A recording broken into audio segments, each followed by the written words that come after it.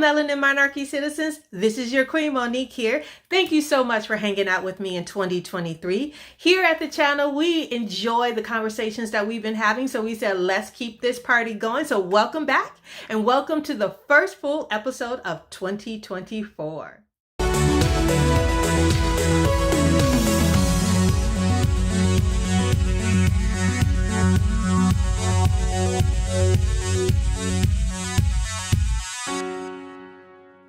If you're new here to this channel, welcome. And just to let you know that this channel is all about commentating on live music, films, and other creatives, all with a strong emphasis on Depeche Mode. In this episode, we're going to be talking about and discussing films that uplift us and encourage us. Now, there are some classic films that are universally known across cultures as being uplifting and encouraging, right? It's a Wonderful Life, the Rocky movies, the Star Wars sagas, the Lord of the Rings series, and that's a short list. And you can just hear the soundtrack to these films and you're already feeling like you're ready to do battle and victorious, right?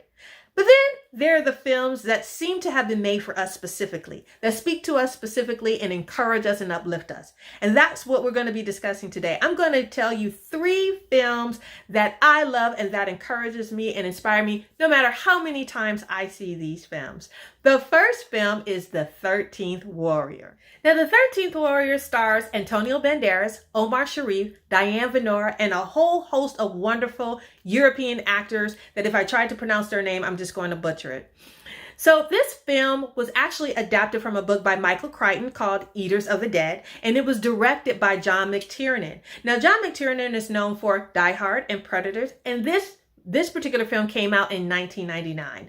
However, I didn't see the film in the theaters. I actually saw this film. I was introduced to this film in Blockbuster. Remember Blockbuster back in the 90s and the early 2000s? Everybody seemed to be hanging out at Blockbuster in the weekend. Blockbuster was actually a godsend. I love Blockbuster. But that was my first introduction to this film, The 13th Warrior. Now, this film takes place in Northern Africa. And what it's basically about is an emissary comes across a settlement or a band of Vikings. Now, he's there as basically as an ambassador, and he's trying to communicate with them and get to know them. He doesn't know the language, and he's certainly not familiar with the culture. The emissary, played by Antonio Banderas, is monotheist. So he's a Muslim, right? And these Vikings, they're polytheists, right? But then somehow the Antonio Banderas character, he gets roped into an adventure where he has to travel way up north. I don't know where it's at. Siberia, Greenland, Finland, Iceland, some land. And he has to travel with them to fight a battle, to fight an unknown evil or nemesis, right? But because of the culture and the language barriers, Antonio Banderas really doesn't understand what's going on. So during that journey, he has to learn the language, he has to learn the culture, right? But because the Vikings are steeped in superstition, he seems to believe that what they're going to be encountering is like a ghost apparition, some unknown, unworldly evil, right?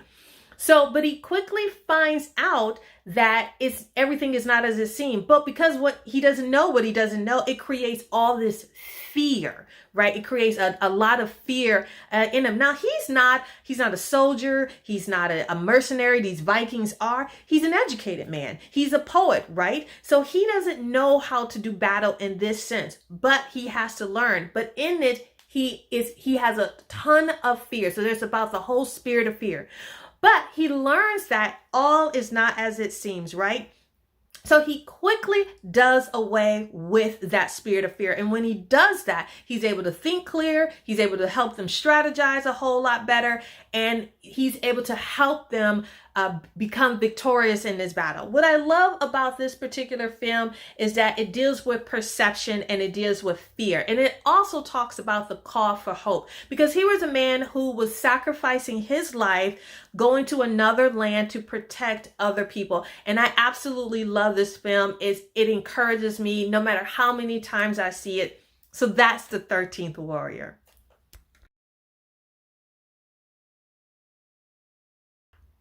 The second film that we're going to be discussing is Signs. Now, Signs stars Mel Gibson, Joaquin Phoenix, Cherry Jones, who I think is probably one of the most underrated actresses. There's a ton of underrated actresses, and she's definitely one of them. And the film was written and directed by M. Night Shyamalan. Now, M. Night had just come off the cusp of The Sixth Sense and unbreakable. And here he is. He came to us in 2002 with another amazing film, Signs. Now, if you're not familiar with the film Signs, Signs is basically about a family who lives on a farm who finds one morning some mysterious crop circles in their corn. So we quickly begin to realize that there are some other things that are going on with this family. The family consists of the father, 2 children, and the father's younger brother. Now, the younger brother is there to stay with them because they had a tragedy earlier that year with this family. The mother, the wife, she actually died from a tragic accident. And so we quickly find out that this family is going through tons of grief, right? They're isolated, they're on their farm, and they're just grieving. We also realize that this particular protagonist, played by Mel Gibson, was, before his wife passed away, was a pastor. He was a reverend. But when his wife died, he lost his faith and he gave up the church. He gave up his position in the church. So not only does this film deal with fighting aliens and whole alien invasion, it also talks about grief, and it deals with that age-old question of, if there is a God, why does he let bad things happen? Why is this thing happening to me? And I love how this film tackles that particular question. So here you have this man who has to protect his family from this alien invasion. But what it's really about is overcoming grief. And it's also about, is God really with you? Right? Is he really with you in your darkest hour and in your darkest time? So I absolutely love this film. I love that it talks about grief. It talks about faith. It talks about that God's will is perfect and it is good. It's a wonderful movie. If you haven't seen it in a number of years, I would definitely say go ahead and visit it. Now, the third and final film that we're going to be discussing is A Fiddler on the Roof. You guys, I absolutely love Fiddler on the Roof. It's one of my favorite films. Now, The Fiddler on the Roof came out in theaters in 1971. I wasn't born at that time. It was way before I was born. And I actually didn't get to see this film until the 2000s. Fiddler on the Roof was a film that was adapted from a hit Broadway play and actually a book that was written by Joseph Stein. The film was directed by Norman Jewison. And what's amazing about Norman Jewison, he got to direct Sidney Poitier in A Heat of the Night. And he also directed A Soldier Story that starred Howard Rollins, Adolph Caesar, a young David Alan Grier, and a young Denzel Washington. It also had a bunch of other superb Black male actors in that film. And so he directed that. So he's a director of A Fiddler on the Roof. Now, the setting of A Fiddler on the Roof is Tsarist Russia, right? So at this time, there's some upheaval in the government. The Tsar is about to be ousted, and the Bolsheviks are going to take over. So Tevye, played by Topol. It's funny, Topol. The only thing I knew about him was Flash Gordon, right? Because I absolutely love Flash Gordon. I didn't even recognize him when I first saw this film way back when. But anyway, so the village that Tevye lives in, there's a Jewish community in the village, and everybody's hostile towards the community. Well, the whole country is hostile towards Jews at this time. And Tevye is a poor milkman, and compounded upon him being a poor milkman, he has 5 daughters. And what's significant about that is that with no sons, you don't have anyone to really help you or to be able to take over your legacy or to be able to take over the family. That's what sons are for. He has 5 daughters, but his love for his daughters are still the same. You see that he has an extreme love, but he's in a house full of women. So it's a musical. It's amazing how he navigates through what's going on in his nation, and also how to handle everything that's in his house. The film opens up with Tevye talking to God. I love it because all throughout the film, he keeps his relationship with God. He continues to talk to God, and through all of the upheaval, what's inspiring about this film is in the face of oppression, in the face of extreme poverty, in the face of traditions, right? Tevye is able to continue to keep his relationship with God, keep his relationship with his God. Now, during the film, Tevye doesn't get everything right. He makes mistakes and he makes some miscalculations along the way. And what we end in this film, what we end with, is that he realizes that through all of those things, God has never left him and God will never leave him. And so I love this film, and I'm so completely inspired by this film.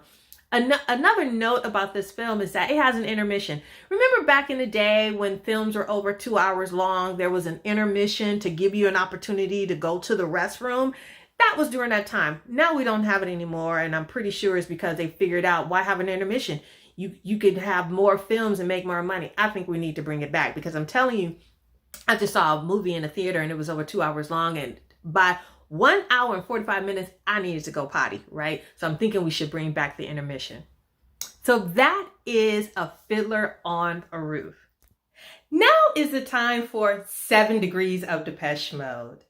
And this is the time in the episode where we connect the subject matter with our beloved Depeche Mode in 7 steps, or less. At least we try to. Okay, here we go. Michael Paul Glaser from Fiddler on the Roof, he played Perchick in Fiddler on the Roof, is famously known for his role in Starsky and Hutch. But you guys, he has starred in a ton of TV shows back in the 80s. His IMDb is really impressive. You should check it out. But not only is he an actor, he's also a director.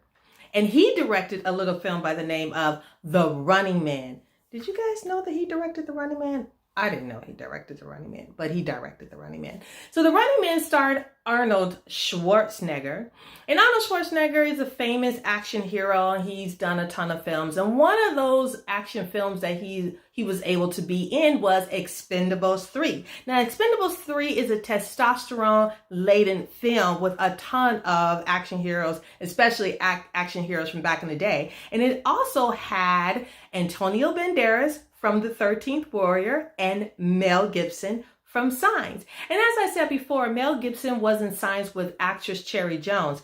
Actress Cherry Jones also played in a little film caper by the name of Ocean's 12. She actually played Matt Damon's grifting mother in Ocean's 12. So she was in Ocean's 12 that had a whole host of actors. You had the late Bernie Mac, you have Don Cheadle, you have Catherine Zeta-Jones, you have Julia Roberts, you have Brad Pitt, and you also have George Clooney is in Ocean's 12, well, all the Ocean's movies. Well, George Clooney recently directed a film by the name of Boys in the Boat. And Boys in the Boat is a film based off of a crew team that participated in the 1936 Olympics. It's sure to get a ton of nominations or awards. But the cinematographer for Boys in the Boat is a German-born cinematographer by the name of Mark Ruhe. Now, Mark Ruhe has been working with George Clooney on a number of different projects. They've collaborated a lot. But Mark Ruhe also did another film. He was DP for another film. And the name of this film is Control. Now, Control is a film that's based off of the book by the wife of the late, great Ian Curtis from Joy Division. This is an amazing film. I don't know why more people don't know about Control. It actually is pretty good. And Control, the film Control, was directed by Anton Corbijn.